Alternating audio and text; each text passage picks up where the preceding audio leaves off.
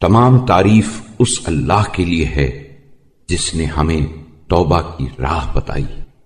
کہ جسے ہم نے صرف اس کے فضل و کرم کی بدولت حاصل کیا ہے۔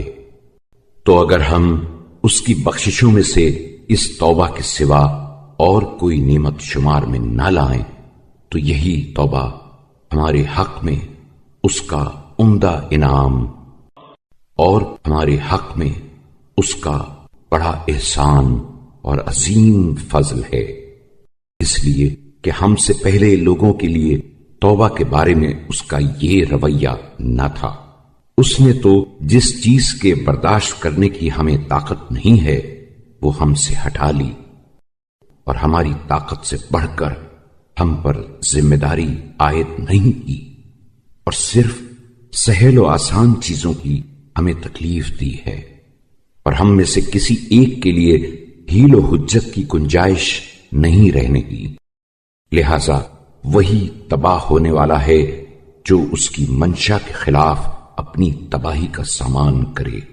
اور وہی خوش نصیب ہے جو اس کی طرف توجہ رغبت کرے۔ اللہ کے لیے حمد و ستائش ہے، ہر وہ حمد جو اس کے مقرب فرشتے بزرگ ترین مخلوقات اور پسندیدہ حمد کرنے والے بجا لاتے ہیں، ایسی ستائش جو دوسری ستائشوں سے بڑھی چڑھی ہوئی ہو، جس طرح ہمارا پروردگار تمام مخلوقات سے بڑھا ہوا ہے، پھر اسی کے لیے حمد و ثنا ہے، اس کی ہر نعمت کے بدلے میں جو اس نے ہمیں اور تمام گزشتہ و باقی ماندہ بندوں کو بخشی ہے، ان تمام چیزوں کے شمار کے برابر جن پر اس کا علم حاوی ہے، اور ہر نعمت کے مقابلے میں دگنی چوگنی جو قیامت کے دن تک دائمی و ابدی ہو، ایسی حمد جس کا کوئی آخری کنار اور جس کی گنتی کا کوئی شمار نہ ہو،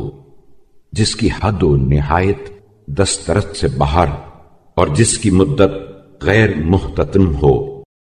ایسی حمد جو اس کی اطاعت و بخشش کا وسیلہ، اس کی رضامندی کا سبب، اس کی مغفرت کا ذریعہ، جنت کا راستہ، اس کے عذاب سے پناہ، اس کے غضب سے امان، اس کی اطاعت میں معین، اس کی معصیت سے مانے، اور اس کے حقوق و واجبات کی ادائیگی میں مددگار ہو، ایسی حمد جس کے ذریعے ہم اس کے خوش نصیب دوستوں میں شامل ہو کر خوش نصیب قرار پائیں اور ان شہیدوں کے زمرے میں شمار ہوں جو اس کے دشمنوں کی تلواروں سے شہید ہوئے۔ بے شک وہی مالک و مختار اور قابل ستائش ہے۔